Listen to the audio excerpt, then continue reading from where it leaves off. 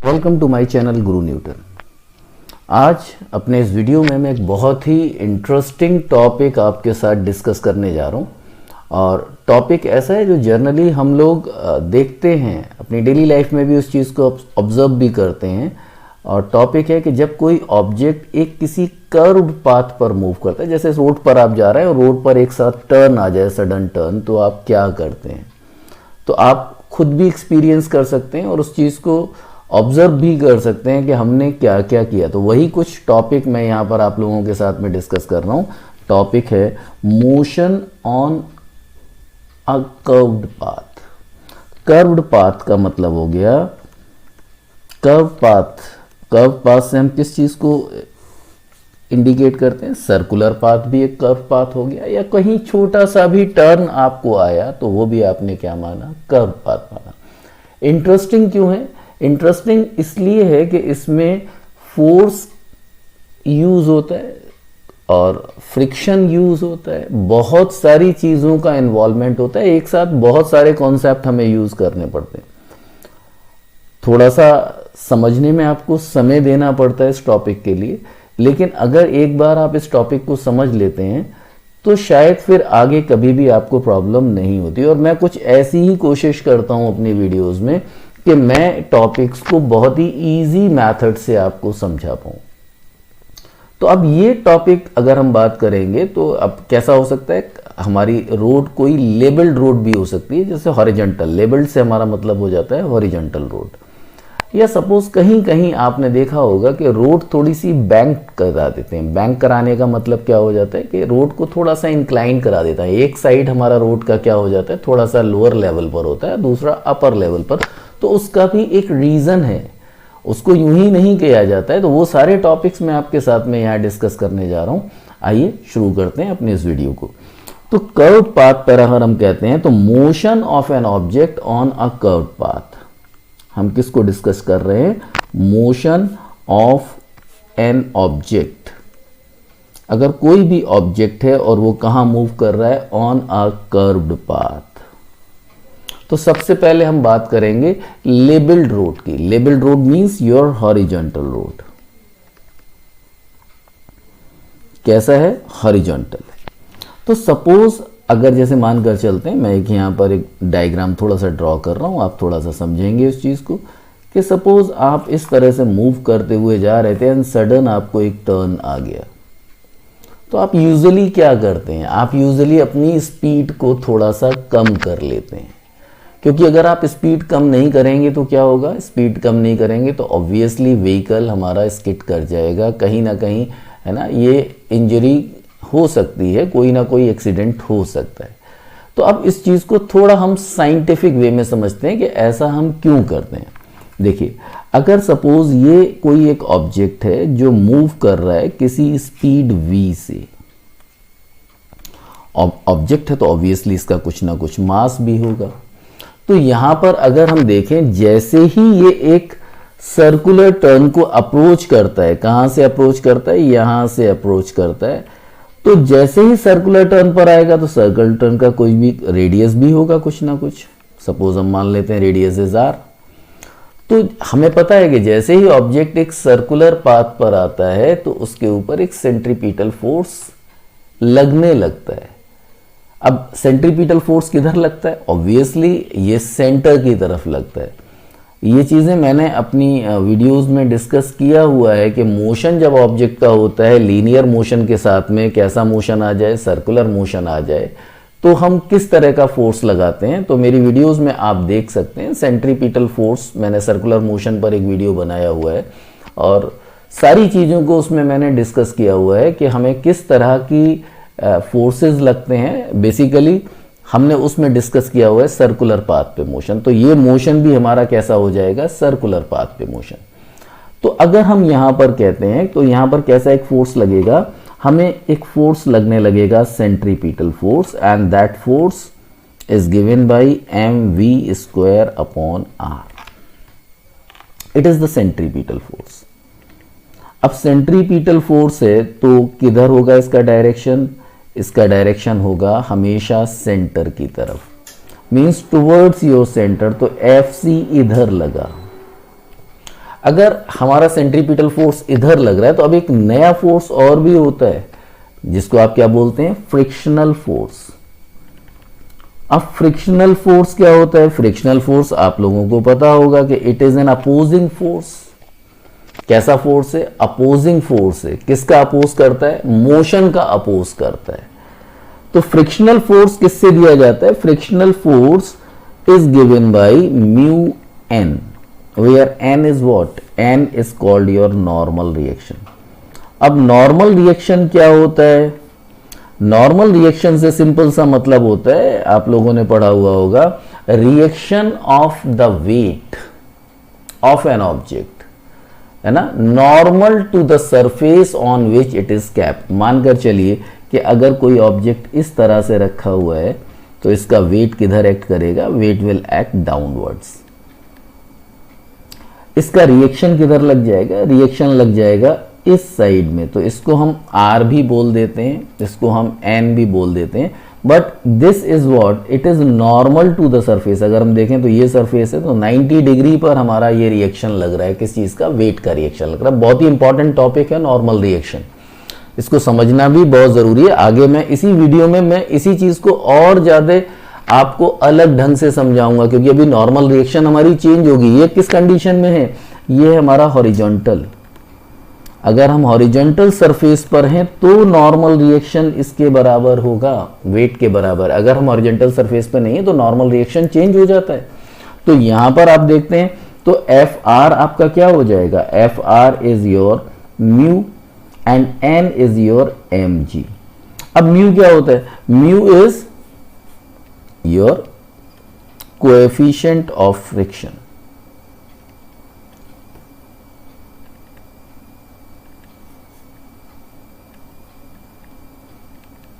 तो अगर हम यहां पर देखें, देखिए अब थोड़ा सा मैं आपको समझाता हूं, आप थोड़ा सा ध्यान देंगे तो पूरा टर्म आपको, पूरा टॉपिक आपको क्लियर हो कि जैसे ही आप सर्कुलर टर्न को अप्रोच करते हैं, जैसे ही अप्रोच करते हैं आपके ऊपर एक फोर्स लगता है। किधर की तरफ? इस डायरेक्शन में। कौन सा फोर्स लगता है? Centripetal force. अब फ्रिक्शन किधर लगता है? फ्रिक्शन इस मोशन का अपोज करता है। फ्रिक्शन लगता है बाहर की तरफ। अब आप सेफली कब मूव करेंगे? आप सेफली तब मूव करेंगे जब इन फोर्सेस का कोई भी इफेक्ट आपके ऊपर ना हो। मतलब सेंट्रीपिटल फोर्स हो या आपका फ्रिक्शनल फोर्स हो, लग तो रहे हैं आपके ऊपर लेकिन आपके ऊपर इफेक्ट ना हो। इसका मतलब इन दोनों का रिजल्टेंट क्या हो जाए? आपके लिए जीरो हो जाए। तो अभी आप यहां पर देख रहे हैं कि एफसी की डायरेक्शन एफआर के जस्ट अपोजिट है। तो ये एक दूसरे को बैलेंस कर सकते हैं। कैसे बैलेंस कर सकते हैं? कि इक्विलिब्रियम की कंडीशन में ये दोनों चीजें क्या हो जाएंगी? बराबर। इक्विलिब्रियम का मतलब इनका रिजल्टेंट जो है वो क्या है? जीरो है। तो यहां आप बोलेंगे M V square upon R और यहां पर आप बोलेंगे म्यू एम जी, क्योंकि यही दो हमने अभी निकाला है। एक तो हमारा ये रिलेशन था और दूसरा रिलेशन हमारा ये आया था। तो यहां पर अगर आप देखते हैं तो एम से एम कैंसिल हो जाता है। तो हमारे लिए एक्सप्रेशन आता है निकल कर यहां से कि V square is equals to mu ji R. देखिए एक हमारे लिए एक टॉपिक यहां पर कंप्लीट होने जा रहा है कि अगर लेबल्ड रोड है, देखिए बहुत ये सर्कुलर मोशन में अगर हम देखते हैं तो बहुत ही चीजों का अलग अलग तरह से डिस्कशन किया जाता है। अभी मैं आपको अभी इसी में दूसरी कंडीशन आपको बताने जा रहा हूं कि ये तो सपोज आप मान कर चलिए कहीं पर भी आप जा रहे हैं, सपोज आप अपने किसी भी रोड पर जा रहे हैं। अब रोड में सपोज टर्न आ जाता है। रोड कैसा है? जैसे सिटी के अंदर घूम रहे हैं। किसी सिटी में घूमने का मतलब क्या हुआ कि ज्यादा ट्रैफिक होगा, वहां पर रोड हमारी कैसी होंगी? हॉरिजॉन्टल होंगी जनरली।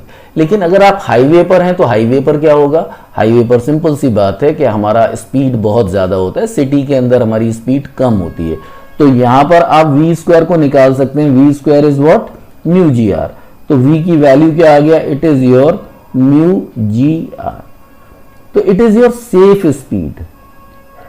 अगर आपकी स्पीड इस v से कम है, that is calculated by mu ji r, कोई भी आप स्पीड से जा रहे हैं तो आप उस पार्ट पर सेफली मूव कर जाएंगे। आपकी बाइक या आपका व्हीकल स्किड नहीं करेगा, ये मानकर चलिए आप लोग। अब देखिए सपोज आप यही चीज क्या है, यही व्हीकल किसी एक हाईवे पर चल रहा है, अगर यही व्हीकल हाईवे पर होगा तो क्या होगा, आइए उसको भी समझते हैं।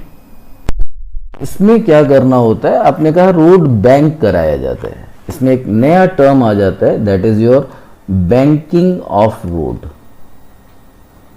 Banking of road, banking of road का मतलब हो गया कि अगर हम रोड की एक साइड को, अब देखिए मैं छोटा सा यहां पर डायग्राम आपको बनाकर समझा रहा हूं कि हम क्या करें।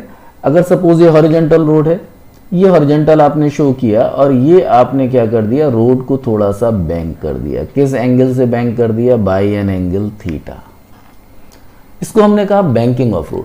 अब आप कहेंगे बैंकिंग ऑफ रोड क्यों कराया जाता है? बैंकिंग ऑफ रोड कराने का भी एक रीजन है कि अगर सपोज कोई व्हीकल हाईवे पर जा रहा है और आपने देखा होगा हाईवे पर लिखा हुआ होता है speed limit is 60 kilometre per hour and whatsoever it is, कोई भी हो सकता है। तो अगर आपकी व्हीकल सपोज बहुत ज्यादा स्पीड से चल रहा है तो एक साथ आप अपनी स्पीड को कम नहीं कर सकते। तो उसको अवॉइड करने के लिए कि अगर भाई कोई भी ड्राइवर अपनी स्पीड को एक साथ कम नहीं कर रहा है और कोई भी है ना मिस हैपनिंग ना हो, कोई भी इस टाइप का एक्सीडेंट्स ना हो, तो क्या कराया जाता है, रोड को थोड़ा सा बैंक करा दिया जाता है।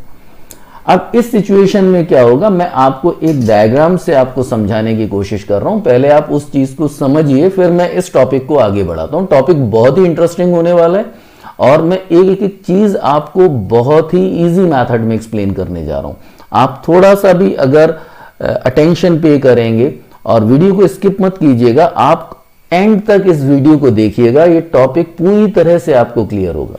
देखिए अब मैं एक अलग से डायग्राम आपको यहां पर शो कर रहा हूं। सपोज मानकर चलिए कि ये कोई भी रोड है जो इंक्लाइंडेड है। अब इंक्लाइंडेड है तो किसी एंगल थीटा से इंक्लाइंडेड होगा।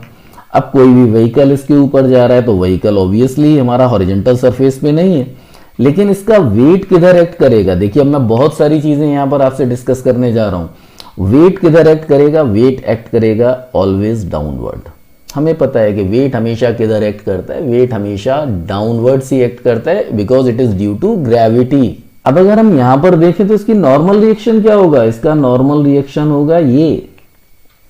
अब इसका नॉर्मल रिएक्शन इसके वेट के इक्वल नहीं है, मतलब अगर ये एंगल थीटा है तो ये जो वेट के बीच में जो एंगल बना यहां पर, ये एंगल भी क्या हो जाएगा, ये एंगल भी थीटा हो जाएगा। It's very simple.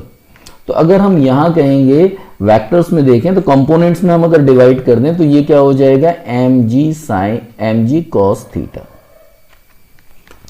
अच्छा देखिए अब दूसरा मैं यहां पर एक और ड्रॉ कर देता हूं, आप थोड़ा सा देखिए कि अगर नॉर्मल रिएक्शन है, नॉर्मल रिएक्शन का कंपोनेंट क्या हो जाएगा, नॉर्मल रिएक्शन का कंपोनेंट हो जाएगा ये एन कॉस थीटा। अब यहां आप देख रहे होंगे कि एन कॉस थीटा और एम जी ये दोनों जस्ट अपोजिट डायरेक्शन में हैं। और अगर हम यहां देखें तो इसका एक कंपोनेंट इधर भी आएगा, ये क्या हो जाएगा, it is your N sine theta. अब देखिए वेक्टर्स पर आपको थोड़ा सा ध्यान देना होगा, वेक्टर्स समझना होगा अच्छी तरह से, क्योंकि वेक्टर्स का ही इन्वॉल्वमेंट है इस पर्टिकुलर टॉपिक के अंदर और बहुत ही इंपॉर्टेंट टॉपिक है, ये मानकर चलिए आप। अब यहां पर आपने देखा कि सपोज ये क्या हो गया, एन साइन थीटा। अब सपोज कोई एक फोर्स था जो इसको नीचे लेकर आ रहा था, इस व्हीकल को, मान लेते हैं ये फोर्स एफ है।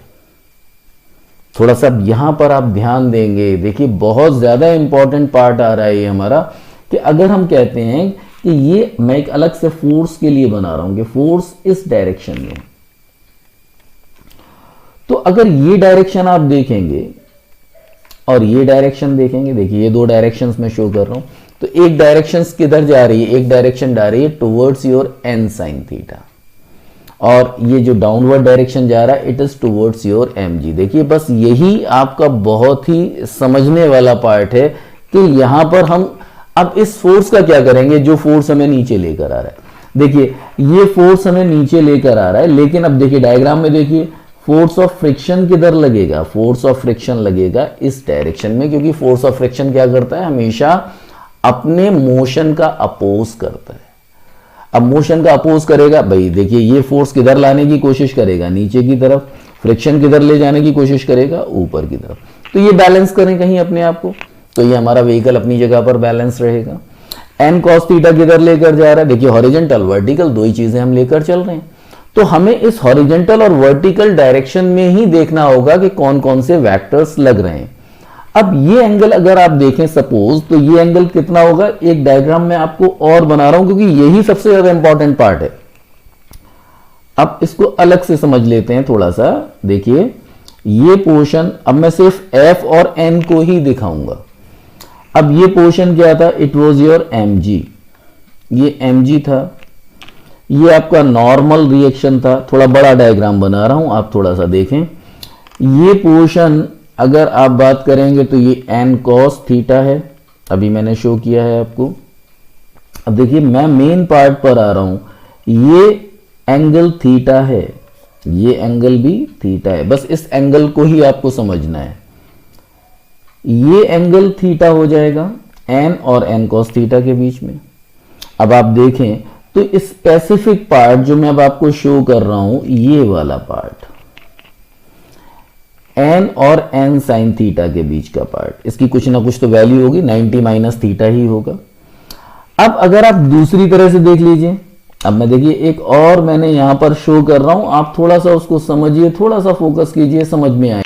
अब देखिए एफ किधर लग रहा था, एफ लग रहा था इधर। तो अगर मैं इस पूरे पार्ट को देखूं, एन और एफ ये दोनों भी तो एक दूसरे से 90 डिग्री पर होंगे, तो इसका मतलब ये एंगल थीटा हो जाएगा। अब अगर ये एंगल थीटा हो गया, देखिए फिर अपने पुराने वाले डायग्राम पर लौट कर आते हैं, जहां मैं आपको लिख रहा हूं, देखिए मार्क कर रहा हूं diagram 2 and this is diagram 1। तो डायग्राम 2 पर लौट कर आते हैं, ये क्या हो गया, इट इज योर थीटा। तो अगर इस डायरेक्शन में देखेंगे तो ये क्या हो जाएगा, it is your F cos theta, और ये क्या हो जाएगा, it is your F sine theta. अब अगर ये दो चीजें आपको समझ में आ चुकी हैं तो आपको ये क्लियर हो रहा होगा कि फोर्स ऑफ फ्रिक्शन इधर लग रहा है, जो न्यूमेरिकली किसके बराबर है, numerically it is equals to F, इस एफ के बराबर है, ये जो मैंने यहां पर शो किया हुआ है। अब जैसा कि हम अभी पिछले टॉपिक में डिस्कस कर रहे थे कि जैसे ही कोई ऑब्जेक्ट एक सर्कुलर पाथ पर मूव करना शुरू करता है तो उसके ऊपर कैसा फोर्स लगता है, उसके ऊपर लगता है एक सेंट्रीपिटल फोर्स। अब सेंट्रीपिटल फोर्स किधर लगेगा, सेंट्रीपिटल फोर्स लगेगा टुवर्ड्स सेंटर, टुवर्ड्स सेंटर। अब सेंटर की तरफ हमारा जो सेंट्रीपिटल फोर्स लग रहा है that is equals to M V square upon R, जैसा मैंने पिछले टॉपिक में डिस्कस किया था कि it is M V square upon R. अब ये M V square upon R इसको मिल कहां से रहा है, ये फोर्स इसको प्रोवाइड कहां से हो रहा है, भाई इस ऑब्जेक्ट के ऊपर तो कोई अलग से फोर्स नहीं लग रहा था, लेकिन जैसे ही सर्कुलर पाथ पर आया इसको क्या मिलने लगा, एक सेंट्रीपिटल फोर्स। अब सेंट्रीपिटल फोर्स मिला कहां से इसको, अब आप देखते हैं इस डायरेक्शन में, ये किधर था, सेंटर की तरफ। तो अगर हम FC के अलोंग देखें तो कौन कौन से दो वेक्टर्स हैं आपके पास, अगर आप देखते हैं, एक है n साइन थीटा, डायग्राम 1 में देखिए, और दूसरा कौन सा आ जाता है, डायग्राम 2 में देखिए, it is your f cos theta, अगर मैं यहां पर शो कर रहा हूं तो यहां अगर आप देखेंगे तो FC इज इक्वल्स टू किसके बराबर हो जाएगा, it is your f cos theta plus n sine theta. ये दो फोर्सेस लग रहे थे, और इनफैक्ट फोर्स क्या है हमारा, सेंट्रीपिटल फोर्स। तो उसको कहां से मिल रहे थे, ये सेंट्रीपिटल फोर्स को, ये चीज कौन से ऐसे दो फैक्टर्स से जो इसको, ये ऑब्जेक्ट को ये वाला फोर्स प्रोवाइड कर रहे थे, that was your f cos theta and it is n sine theta. तो हमारा एक रिलेशन आ जाता है कि it is f cos theta plus n sine theta. अब देखिए दूसरे पार्ट पर आते हैं, ये तो हमारा हो गया हॉरिजॉन्टल। अब अगर हम वर्टिकल पार्ट पर देखें तो वर्टिकल पार्ट में हमने क्या देखा कि देखिए f साइन थीटा किधर लग रहा है, f साइन थीटा डायग्राम 2 में देखिए नीचे की तरफ लग रहा है, डायग्राम 1 में क्या लग रहा है, mg नीचे की तरफ लग रहा है, लेकिन डायग्राम 1 में n cos थीटा ही सिर्फ ऊपर लग रहा है, इसके अलावा और कोई हमारा ऐसा कंपोनेंट नहीं है जो ऊपर की तरफ लग रहा है, अपवर्ड लग रहा है। तो इस सिचुएशन में आप क्या कहेंगे, आप ये कहेंगे कि n cos theta is equals to mg plus f sine theta. तो यहां पर आप ये कह सकते हैं कि mg is equals to N cos theta minus F sine theta. अब देखिए हमारे पास ये दो रिलेशंस आ चुके हैं। एक रिलेशन ये निकल कर आया हमारा रिलेशन 1 और एक हमारा रिलेशन 2। अब इन्हीं दोनों रिलेशंस से हम सारी चीजों को कंक्लूड करते हैं कि बैंकिंग कितना होना चाहिए रोड के अंदर, कितना एंगल इंक्लिनेशन होना चाहिए, कितना वेलोसिटी होना चाहिए ऑब्जेक्ट का जब वो उस जगह पर अप्रोच करेगा, या फिर हम कहेंगे कि हमारी स्पीड कितना होना चाहिए जो हमारी सेफ स्पीड हो। तो इन दोनों चीजों का बहुत ज्यादा अब यूज आता है। अब आप इसको समझ लीजिए कि हम किस तरह से इसको यूज करते हैं। बहुत ही सिंपल है और बहुत ही इजी मेथड से मैंने आपको समझाने का कोशिश किया है। अगर इन वेक्टर्स पर, इन डायग्राम 1, 2 और 3 पर आप पूरी तरह से फोकस करा होगा, आपने इन चीजों को देखेंगे तो आपको ये कॉन्सेप्ट पूरी तरह से क्लियर हो जाएगा। और मेरी कोशिश रहती है कि मैं स्टूडेंट्स को हमेशा एक इजी मेथड में चीजों को समझाने की कोशिश करूं। अगर आप मेरे वीडियो पर नए हैं तो प्लीज आप मेरे चैनल को सब्सक्राइब कीजिए, और अगर मेरा वीडियो अच्छा लगता है तो आप इसे शेयर कीजिए, इसे लाइक कीजिए। चलिए समझते हैं आगे। अब इसी कॉन्सेप्ट को हम कैसे यूज करते हैं, आगे इस चीज को समझते हैं। तो चलिए मैं एक बार फिर क्या करता हूं, मैं इन रिलेशंस को जो भी हमने फाइंड आउट किए थे, मैं एक बार आपके सामने यहां पर लेकर आता हूं रिलेशंस को। mv² is equals to n sine theta plus f cos theta. It was your relation 1 जो अभी हमने फाइंड आउट किया था। दूसरा रिलेशन हमने फाइंड आउट किया था mg is equals to n cos theta minus f sine theta. अब हमें सिंपली मैथमेटिक्स को यूज करना है यहां पर। अगर हम क्या करें, अगर हम इक्वेशन 1 को डिवाइड कर दें किससे, इक्वेशन 2 से, आपको क्या मिलेगा देखते हैं। इक्वेशन 1 को अगर मैं डिवाइड, इक्वेशन 1 को लिखता हूं, इट इज mv²/r, एंड अगर मैं इसको डिवाइड करता हूं किस चीज से, mg से डिवाइड करता हूं, यहां पर क्या आएगा हमारे पास, n sine theta plus f cos theta, और यहां पर आपको क्या मिलेगा, n cos theta minus f sine theta. ये हमारे लिए कुछ ऐसा रिलेशन मिलेगा। अब इस रिलेशन को अगर हम थोड़ा सा आगे और सॉल्व करें तो हम क्या देखते हैं, हमें मिलता है mv²/r, और अगर ये mg है तो इसको mg को हमने नीचे लिखा हुआ है डिनोमिनेटर पार्ट में। यहाँ m से m हम कैंसिल कर सकते हैं। This side it is n sine theta plus f cos theta, और यहां पर क्या आ जाएगा आपके लिए, n cos theta minus f sine theta. कुछ ऐसा रिलेशन हमें मिलता है, सामने आपके सामने आ रहा है। देखिए अब इसको बड़ा सिंपल हो जाता है हमारे लिए। देखिए मैं आपको समझा रहा हूं, इट इज v²/rg। अब अगर हम n cos थीटा से न्यूमरेटर और डिनोमिनेटर दोनों को डिवाइड कर दें, मैं इस तरह से लिख रहा हूं, देखिए n sine theta plus f cos theta. अब मैं इसको क्या कर रहा हूं, इसको डिवाइड कर रहा हूं किस चीज से, n cos थीटा से, और इस टर्म को भी डिवाइड कर रहा हूं n cos theta minus f sine theta. इसको भी मैंने डिवाइड कर दिया किस टर्म से, n cos थीटा से, मतलब या मैं मल्टीप्लाई कर देता हूं 1/n cos थीटा से। तो हमारे लिए क्या एक्सप्रेशन मिला, v²/rg। अब n sine theta when divided by n cos theta, चलिए मैं लिख देता हूं एक बार, आपको थोड़ा इजी रहेगा समझने में। It is your n cos theta, इधर क्या हो जाता है, f cos theta upon n cos theta, और डिनोमिनेटर पार्ट में आपको क्या मिलेगा, n cos theta upon n cos theta minus f sine theta upon n cos theta. कुछ इस तरह का एक्सप्रेशन आपके सामने आया। अब आप इसी को अगर देखना चाहें, इसी पेज पर मैं आपको समझाने की कोशिश करता हूं।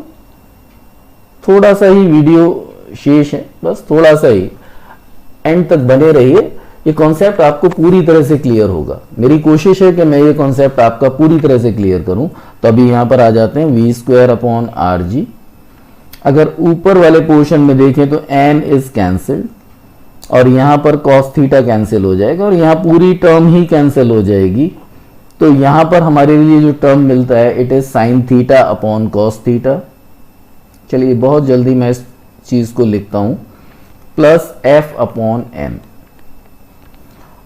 डिनोमिनेटर पार्ट में हमको मिलता है -1 f upon n sine theta upon cos theta. Simple, it is tan theta.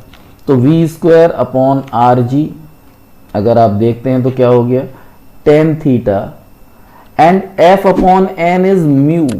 अभी आपको बताया था फोर्स ऑफ फ्रिक्शन में कि फोर्स ऑफ फ्रिक्शन क्या होता है, F is equals to mu n। तो अगर हम इस पर्टिकुलर रिलेशन को यूज करेंगे तो ये क्या मिल जाएगा, -1 अपॉन म्यू टेन थीटा। तो देखिए अब यहां पर आपको क्या मिला, देखिए दो चीजें निकल कर आती हैं कि एक आपकी सेफ वेलोसिटी क्या होना चाहिए, तो सेफ वेलोसिटी आपकी होनी चाहिए v under root R G tan theta plus mu. मैं देखिए एक ही टॉपिक में मैं आपको दोनों चीजें समझाने की कोशिश कर रहा हूं, बैंकिंग ऑफ रोड भी और साथ के साथ आपका मोशन भी ऑब्जेक्ट का। तो it is -1 upon mu tan theta. ये तो आ गया एक एक्सप्रेशन किस चीज के लिए, वेलोसिटी के लिए। अब सपोज आप कहें कि बैंकिंग ऑफ एंगल हमें बैंकिंग ऑफ रोड निकालना है तो हमें थीटा निकालना होगा, तो हम थीटा भी यहां से निकाल सकते हैं। अब देखिए यहां पर म्यू आपको गिवन है कि म्यू आपका इतना है, तो आप थीटा इसके अकॉर्डिंगली निकाल सकते हैं, टेन थीटा के अकॉर्डिंगली। टर्म्स को आप ले आएंगे और इक्वेट करा देंगे। लेकिन अगर आपसे कहा जाए कि सपोज स्मूथ रोड है, कैसा रूट है, स्मूथ रोड। स्मूथ रोड का मतलब फ्रिक्शन इज जीरो। फ्रिक्शन क्या है, फ्रिक्शन इज जीरो। किस कंडीशन में मत बताते हैं कि जब हमसे कहा जाता है कि सरफेस इज स्मूथ। कैसी सरफेस है, सरफेस इज स्मूथ। अब इस सिचुएशन में क्या हो जाएगा, जब फ्रिक्शन ही जीरो है इसका मतलब म्यू क्या हो गया, जीरो हो गया। तो चलिए इस एक्सप्रेशन में म्यू को जीरो कर देते हैं। किस एक्सप्रेशन में, हम V square upon R G is equals to tan theta plus zero upon 1 minus, अब ये जीरो हो गया and it is tan theta. तो हमारे लिए टेन थीटा निकल कर क्या आ गया, टेन थीटा निकल कर आ गया V square upon R G, या हम थीटा क्या बोल देंगे, tan inverse V square upon R G. तो अगर हमारा कोई भी स्मूथ रोड है उस कंडीशन में हम एंगल, जिस एंगल से हम रोड को बैंक करा रहे हैं वो भी निकाल सकते हैं, या फिर अगर हमारा कहीं फ्रिक्शन इन्वॉल्व है, जैसे कि मैंने इस रिलेशन में आपको समझाया हुआ है, that is your main relation कि वेलोसिटी कितना होना चाहिए। तो मैं समझता हूं कि ये वाली टर्म्स जो मैंने आपको अभी समझाया, देखिए बहुत बड़ा टॉपिक था, वीडियो थोड़ा लंबा जरूर है, लेकिन मैंने कोशिश किया है कि कर्व्ड पाथ पर जो मोशन होता है ऑब्जेक्ट का वो मैं आपको पूरी तरह से समझाने की कोशिश करूं एक ही बार में, क्योंकि कंटिन्यूटी अगर ब्रेक नहीं होती है तो चीजें हमें बहुत अच्छी तरह से समझ में आती हैं। तो आई होप कि वीडियो लंबा जरूर है थोड़ा, लेकिन चीजें आपको समझ में जरूर आई होंगी। अगर मेरा वीडियो आपको अच्छा लगा हो तो प्लीज मेरे वीडियो को शेयर कीजिए, और मेरे चैनल पर अगर आप नए हैं तो प्लीज मेरे वीडियो को सब्सक्राइब कीजिए, और एक लाइक तो ज़रूर कीजिए आप मेरे वीडियो के लिए, क्योंकि मैं कोशिश कर रहा हूं आपको चीज़ों को बहुत ही इजी वे में समझाने की। Thank you for watching my channel.